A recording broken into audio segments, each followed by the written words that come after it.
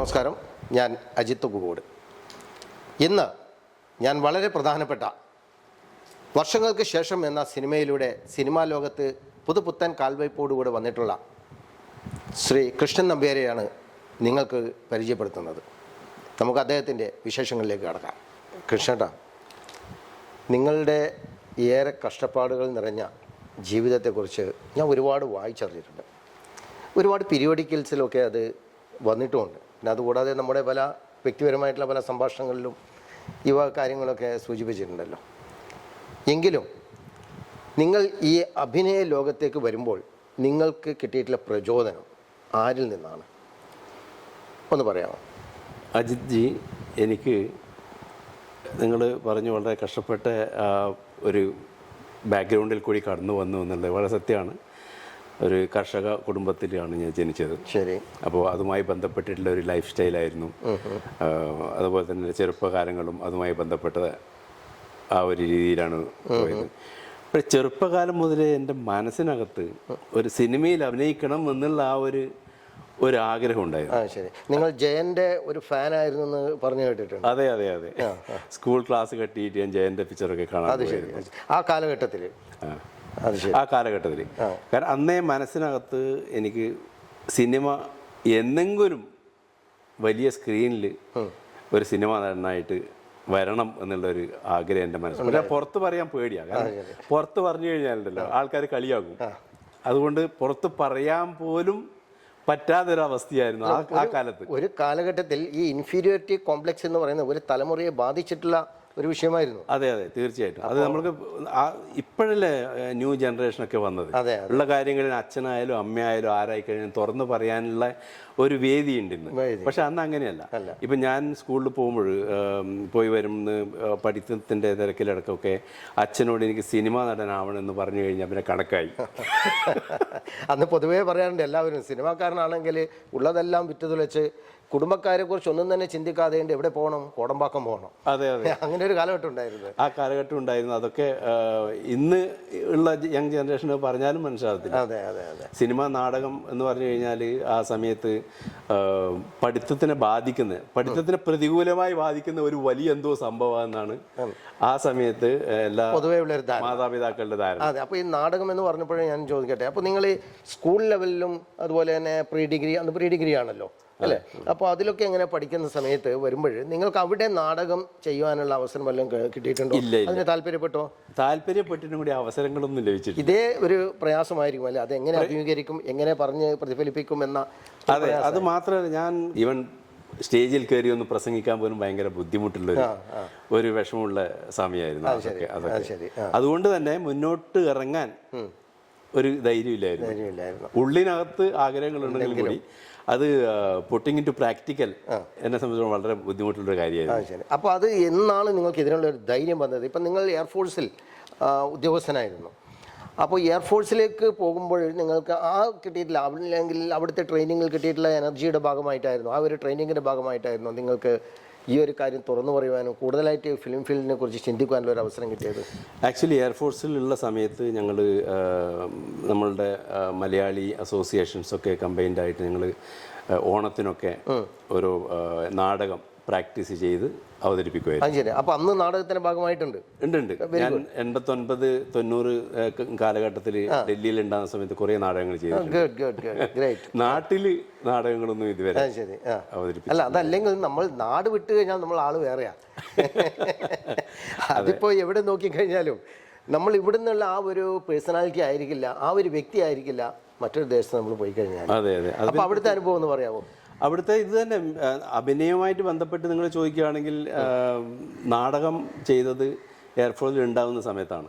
അതും പ്രത്യേകിച്ച് ഈ ആനുവൽ ഫങ്ഷൻസ്, ഓണം, വിഷു, അങ്ങനെയുള്ള വിശേഷപ്പെട്ട ദിവസങ്ങൾക്ക് വേണ്ടി നമ്മൾ അവിടുത്തെ മലയാളികൾ തമ്മിൽ എല്ലാവരും കൂടെ ഒരു അസോസിയേഷൻ വർക്ക് വളരെ സ്ട്രോങ് ആയിരിക്കുമല്ലോ. അതെ അതെ അതെ അതെ. അങ്ങനെയുള്ള രീതിയിൽ നാടകം ചെയ്തിട്ടുണ്ടെന്നുള്ളൂ. അപ്പോഴും ഞാൻ ഒരിക്കലും പ്രതീക്ഷിച്ചിട്ടില്ല എനിക്ക് എന്തെങ്കിലും സിനിമയിൽ എത്താൻ പറ്റുന്നില്ല. ആഗ്രഹം ഉള്ളിലുണ്ടെങ്കിലും കൂടി. അത് ശരി. അപ്പോൾ അതേസമയം പാരൻസിന്, വിശേഷം അച്ഛന് ആഗ്രഹം താങ്കളെ ഒരു അധ്യാപകനായിട്ട് കാണാനായിരുന്നു അല്ലേ? അതെ അതെ. എങ്കിലും ആസ് എ ഫിസിക്കൽ ട്രെയിനർ നിങ്ങളൊരു അധ്യാപകൻ തന്നെ ആയിരുന്നല്ലോ. അതെ ആ രീതിയിലും അദ്ദേഹത്തിന് ആശ്വസിക്കാമായിരുന്നു അല്ലേ, എൻ്റെ മകൻ ഇങ്ങനെയാണ്. അതെ. അത് ഒരു വേറിട്ട മേഖലയിലാണ്. നമ്മൾ സാധാരണ ഇവിടെയുള്ള ഒരു കണക്ക് മാഷെ പോലെയോ ഒരു ഇംഗ്ലീഷ് മാഷെ പോലെയോ അല്ല, വേറിട്ട ഒരു രീതിയിൽ ഒരു ഫിസിക്കൽ ട്രെയിനർ എന്ന രീതിയിലേക്ക് പോകുമ്പോൾ തീർച്ചയായും അതൊരു അഭിമാന മുഹൂർത്തം തന്നെയായിരിക്കുന്നു. അത് അച്ഛൻ ഉദ്ദേശിച്ചത് സേഫായിട്ടില്ലേ ഒരു അധ്യാപകനായി ഒരു ഇൻകം കൂടെയാണ് അല്ലേ, റെഗുലർ ഇൻകമായി. പിന്നെ പുറത്തെവിടെയും പോകത്തില്ല, നമ്മൾക്ക് വീട്ടിലുണ്ടാവും. പിന്നെ ഒരു സേഫ് ആയിട്ടുള്ള സോണാണ്. അത് ശരി. പിന്നെ റിസ്ക് ഇല്ലാത്തൊരു ജോലിയാണ്. അങ്ങനെയൊക്കെ ആയിരിക്കും ചിലപ്പോൾ അച്ഛൻ. പിന്നെ ഞാൻ പഠിക്കുന്ന കാര്യത്തിലും അത്ര വലിയ ഒരു ആവറേജ് സ്റ്റുഡൻ്റ് ആയിരുന്നു. അപ്പോൾ ആ ഒരു രീതിയിൽ ആണ് കണ്ടത്. പക്ഷേ ദൈവം എനിക്ക് അതിലും കുറേയൊക്കെ കൂടുതൽ ചിലപ്പോൾ തയ്യാറാക്കി വെച്ചിട്ടുണ്ടായിരുന്നു. തീർച്ചയായും നമ്മൾ തീരുമാനിക്കുന്ന പോലെയല്ല പലപ്പോഴും കാര്യങ്ങൾ നടക്കുന്നത്. പക്ഷേ ഒരു ലക്ഷ്യം നമ്മൾ വെക്കണം. നമ്മൾ കലാമിൻ്റെയൊക്കെ വളരെ മോട്ടിവേറ്റിംഗ് ആയിട്ടുള്ള സ്പീച്ച് നമ്മൾ പലപ്പോഴും കേട്ടില്ലാണ്. ആ ഒരു ലക്ഷ്യം വെച്ചിട്ട് നമ്മൾ അതിൻ്റെ പിറകെ തന്നെ പോവുകയാണെങ്കിൽ നമുക്കത് സക്സീഡ് ചെയ്യാൻ പറ്റും, വിൻ ചെയ്യാൻ പറ്റുമെന്നാണ് അദ്ദേഹം പോലും പറഞ്ഞിട്ടുള്ളത്. ബോഡി ബിൽഡിംഗ് എനിക്ക് തുടക്കത്തിൽ ഞാൻ പറഞ്ഞില്ലേ, ജയൻ്റെ പിക്ചർ, ബ്രൂസ്ലിയുടെ ഫോട്ടോസൊക്കെ എൻ്റെ റൂമിൽ എപ്പോഴും ഞാൻ യഥാർത്ഥമാണ്. അതുകൊണ്ടാണോ ഇടയ്ക്കിടെയുള്ള ആ ഒരു മസിൽ പിടുത്തത്തോടു കൂടിയുള്ള ആ ഒരു വാക്കിംഗ് സ്റ്റൈല് അങ്ങനെയാണോ? അല്ല, അത് എൻ്റെ സ്വതവേ ഉള്ള സ്റ്റൈലാണ്. പക്ഷെ എനിക്ക് ബോഡി ബിൽഡിങ്ങിൽ കൂടുതൽ ചെയ്യണമെന്നുണ്ടായിരുന്നു. ആ ഒരു മനസ്സിനകത്തുള്ള ആ ഇതുകൊണ്ടാണ് എയർഫോഴ്സിൽ ചേർന്നത് തന്നെ, ബോഡി ബിൽഡിങ്ങിൽ. കാരണം എയർഫോഴ്സിനകത്ത് ആ സമയത്തുള്ള മിസ്റ്റർ ഇന്ത്യാസ്, ഏഷ്യൻ ചാമ്പ്യൻസ് ഒക്കെ എയർഫോഴ്സിലുള്ള ആൾക്കാർ, എയർഫോഴ്സിലുള്ളതും അതും മലയാളീസ് കൂടിയായിരുന്നു അവരൊക്കെ, മാക്സിമം ആൾക്കാർ. അപ്പോൾ അങ്ങനെയാണ് എയർഫോഴ്സ് ചേരുന്നത് തന്നെ. അങ്ങനെ ഗ്രാജുവലി എനിക്ക് എൻ്റെ ഒരു മനസ്സിനകത്തുണ്ടായ ആഗ്രഹം ബോഡി ബിൽഡിംഗ് എന്നുള്ള, സിനിമയുടെ കാര്യമല്ല പറയുന്നത്, ബോഡി ബിൽഡിങ്ങിൻ്റെ ആ രീതിയിൽ എയർഫോഴ്സിനെ പ്രതിനിധീകരിച്ചിട്ട് കുറേ വർഷം ചെയ്തു. പിന്നെ ഞാൻ എയർഫോഴ്സിൻ്റെ കോച്ചിങ് രംഗത്തും വന്നു. പിന്നെ 20 വർഷം എയർഫോഴ്സിന് ശേഷമാണ് ഞാൻ എയർഫോഴ്സിൽ നിന്ന് വിട്ട് സിവിൽ ലൈഫിലേക്ക് വന്നത്. അതും പുറത്ത് വന്നിട്ട് ഞാൻ ഫിറ്റ്നസ് ട്രെയിനിങ് മേഖലയിൽ തന്നെയാണ് പ്രവർത്തിച്ചത്. നമുക്കൊരു മനുഷ്യന് എത്തിപ്പിടിക്കാൻ പറ്റുന്ന ഒരു ഹൈറ്റ് ഉണ്ടല്ലോ, നമ്മൾ അവിടെ വരെ എത്തി, അല്ലെങ്കിൽ നമുക്ക് നമ്മുടെ മനസ്സിന് സാറ്റിസ്ഫാക്ഷൻ കിട്ടുന്ന രീതിയിൽ ഞാൻ കാര്യങ്ങൾ ചെയ്തിട്ടുണ്ട് എന്നൊരു തോന്നൽ നിങ്ങൾക്ക്? ആ തോന്നൽ തീർച്ചയായിട്ടും ഉണ്ട്. കാരണം ഞാൻ ദേശീയ മത്സരങ്ങളിൽ പങ്കെടുത്തു. പക്ഷേ ഇന്ത്യ റെപ്രസെൻ്റ് ചെയ്യാനോ അല്ലെങ്കിൽ ദേശീയ മത്സരങ്ങളിൽ മെഡൽ വാങ്ങിക്കുവാനോ കഴിഞ്ഞിട്ടില്ല. അത് ഞാൻ സാധ്യതകൾ കുറഞ്ഞു പോയതുകൊണ്ടാണോ? അല്ല, എനിക്ക് തന്നെ അറിയാം, എനിക്ക് എൻ്റെ ഏകദേശം ലിമിറ്റേഷൻ എത്തിക്കഴിഞ്ഞു എന്ന് എനിക്ക് തോന്നി. അതിൽ മേലെ പോകാൻ ചിലപ്പോൾ എനിക്ക് പറ്റില്ല എന്നുള്ളൊരു വിശ്വാസം എനിക്ക് തോന്നി. ആ രീതിയിൽ ഞാൻ ആസ് എ കോച്ച് പിന്നെ പ്രൊസീഡ് ചെയ്തു. 20 വർഷം പുറത്ത് ഒരു ട്രെയിനർ എന്ന നിലയിൽ ഡൽഹിയിൽ വർക്ക് ചെയ്തു. പക്ഷെ എങ്കിലും സിനിമ എന്നുള്ളത് മനസ്സിനകത്തുണ്ടായിരുന്നു.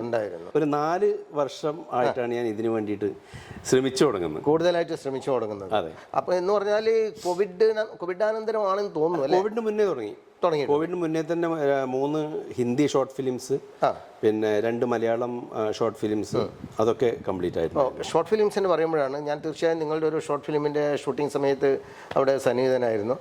അപ്പോൾ എല്ലാവരും ഇങ്ങനെ പറഞ്ഞു കേട്ടല്ലോ, നമ്മളെ പ്രിയപ്പെട്ട സംവിധായകൻ ചന്ദ്രൻ നരിക്കോട് ഉൾപ്പെടെ പറഞ്ഞു ഒരു ദില്ലിക്കാരൻ വന്നിട്ടുണ്ട്, അപ്പോൾ നമ്മളൊരു ഷോർട്ട് ഫിലിം ചെയ്യുകയാണ്. അപ്പോൾ അദ്ദേഹത്തിന് ഭയങ്കര ആഗ്രഹം ഒരു ഷോർട്ട് ഫിലിം ചെയ്യണമെന്ന്, അദ്ദേഹത്തിന് തന്നെ അതിൽ അഭിനയിക്കണമെന്നുണ്ട്. അപ്പോൾ ഞാനും പറഞ്ഞു, കാരണം ഞാൻ അന്ന് ഈ പറഞ്ഞ രീതിയിൽ ഷോർട്ട് ഫിലിമും കാര്യങ്ങളൊക്കെ ആയിട്ട് വളരെ സജീവമായിട്ട് പ്രവർത്തിക്കുന്ന സമയമാണ്. അപ്പോൾ ഞാനും അന്ന് തളിപ്പറമ്പ് റെസ്റ്റ് ഹൗസിലൊക്കെ ആയിരുന്നു. അപ്പോൾ അത് കാണാനൊക്കെ ആയിട്ട് അങ്ങനെ വിനോദ് തേർഡ് സ്പോട്ട് അപ്പോൾ അങ്ങനെയൊക്കെ കണ്ടിട്ടുണ്ട്. അപ്പോൾ അവിടെ വെച്ചായിരുന്നു വാസ്തവത്തിൽ ഞാൻ ആദ്യമായിട്ട് കൃഷ്ണൻ നമ്പ്യാർ എന്ന കഥാപാത്രത്തെ കണ്ടുമുട്ടുന്നത്. ഓക്കെ, അപ്പോൾ നിങ്ങൾ സിനിമയിലേക്ക് വരുമ്പോൾ ആദ്യമായിട്ട് വന്ന സിനിമ ഏതാണ്? ആദ്യമായിട്ട് വർഷങ്ങൾക്ക് ശേഷം റിലീസായത്. അതല്ലാതെ ശ്രീമുത്തപ്പൻ അതിന് മുമ്പേ അഭിനയിച്ചായിരുന്നു. ഓക്കെ. പിന്നെ ഒരു ജാതി ജാതകം എന്ന സിനിമ ചെയ്തിട്ടുണ്ടായിരുന്നു. അത് റിലീസായില്ല. അത് നമ്മുടെ വിനീത് ശ്രീനിവാസന്റെ എം മോഹൻ സാറ് അതിന്റെ ഡയറക്ടർ, സുബേർ പ്രൊഡ്യൂസർ. അപ്പോൾ അതും ഇതിന് വർഷങ്ങൾക്ക് ശേഷം വന്ന സിനിമ ചെയ്യുന്നതിന് മുമ്പേ ആണ് ചെയ്തത്. വർഷങ്ങൾക്ക് മുന്നേ. അതെ, ഇതിപ്പോൾ വർഷങ്ങൾക്ക് ശേഷം പറയുകയാണെങ്കിലും ഈ വർഷങ്ങൾക്ക് ശേഷം എന്ന് പറയുന്ന സിനിമയിൽ ഞാൻ അതിൻ്റെ ഒരു ഫീഡ്ബാക്ക് നിങ്ങൾക്ക് നേരിട്ട് തന്നിട്ടുണ്ട് എന്നാണ് അജിത്ത് ഫേസ്ബുക്കിലൊക്കെ എഴുതിയിട്ടുണ്ടായിരുന്നു. കാരണം അതിൽ വാസ്തവത്തിൽ ചെറിയൊരു ഭാഗത്ത് മാത്രമാണ് എങ്കിലും ആ സിനിമയിൽ ഉടനീളം ഓർത്തിരിക്കുന്ന ഒരു ക്യാരക്ടറായിരുന്നു നിങ്ങൾക്ക് കിട്ടിയത്. ധ്യാൻ ശ്രീനിവാസന്റെ അച്ഛനായിട്ട് ഒരു മുസൽമാനായ, ആ കാലഘട്ടത്തിലെ ഒരു മുസൽമാനായ അച്ഛൻ. പക്ഷേ പിന്നീട് ചെന്നൈയിലുള്ള അവരുടെ ആ ഒരു സംഭാഷണത്തിൽ ഉൾപ്പെടെ ഇടയ്ക്കിടെ കയറി വരുന്ന ഒരു കഥാപാത്രം കൂടിയായിരുന്നു അദൃശ്യമായിട്ട്. ഇത് ഇനി വീണ്ടും അവിടെ പോയിട്ട് അച്ഛനെ അതാണ് അച്ഛൻ്റെ മുന്നിലേക്കാണോ പോകേണ്ടത് എന്നുള്ള ആ ഒരു ചോദ്യമൊക്കെ ആയിട്ട് ആ സിനിമയിൽ ഉടനീളം നിറഞ്ഞു നിൽക്കുന്ന ഒരു ക്യാരക്ടറായി നിങ്ങൾ വന്നിട്ടുണ്ട്. അത് ഏറെ പ്രേക്ഷക ശ്രദ്ധ പിടിച്ചു പറ്റിയ ഒരു അതെ തീർച്ചയായിട്ടും കണ്ടവരൊക്കെ നല്ല അഭിപ്രായമാണ് പറഞ്ഞത്. അതെ അതെ ആദ്യത്തെ സിനിമയാണ്, കുറച്ചേ ഉള്ളൂ എങ്കിലും കൂടി ഒരു പ്രൊജക്ടിന്റെ ഭാഗമായി തീർന്നപ്പോൾ അത് എല്ലാ വേൾഡ് ലെവലിൽ ശ്രദ്ധിക്കപ്പെട്ടു. അതാണ് വളരെ പ്രധാനമാണ്.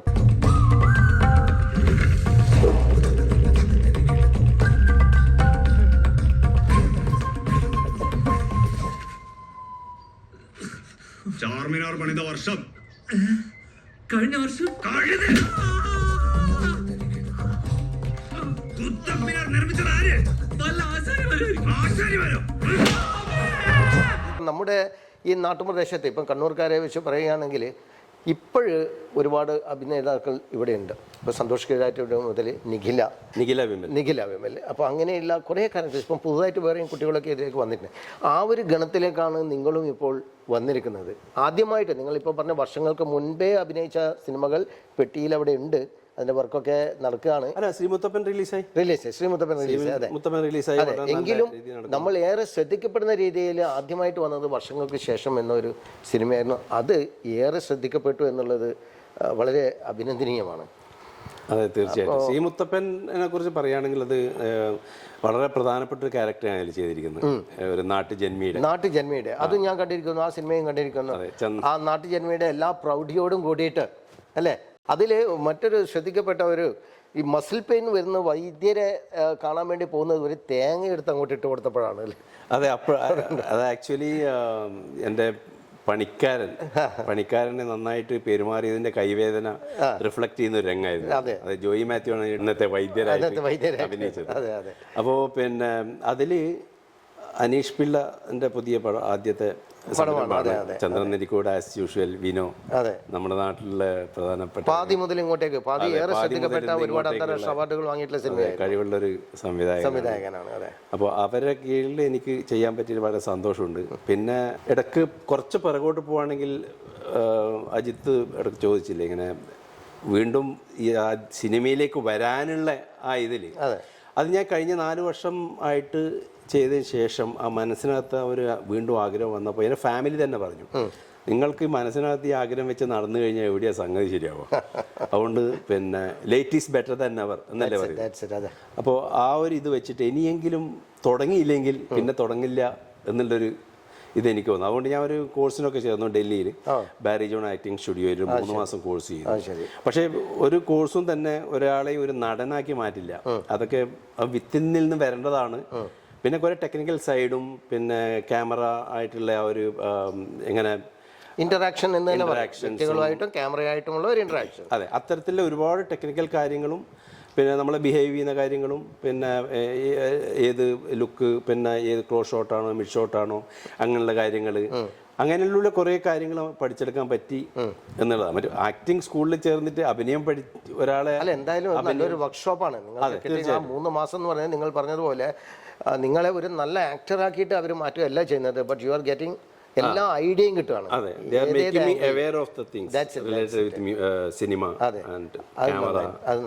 അതേസമയം ഇനിയിപ്പോൾ റിലീസ് ചെയ്തിട്ടില്ലാത്ത ഒരു പടമാണ്, എന്നിരുന്നാലും ഒരു ജാതകം എന്ത് പറയുന്നു അതിലെ അഭിനയ രംഗങ്ങളും അതല്ലെങ്കിൽ വിനീത് ശ്രീനിവാസനുമായിട്ട് വളരെ അടുത്ത് ഇടപഴകാനുള്ള അല്ലേ, നമ്മുടെ വർഷങ്ങൾക്ക് ശേഷം എന്നതിലും വിനീത് ശ്രീനിവാസൻ തന്നെയായിരുന്നു.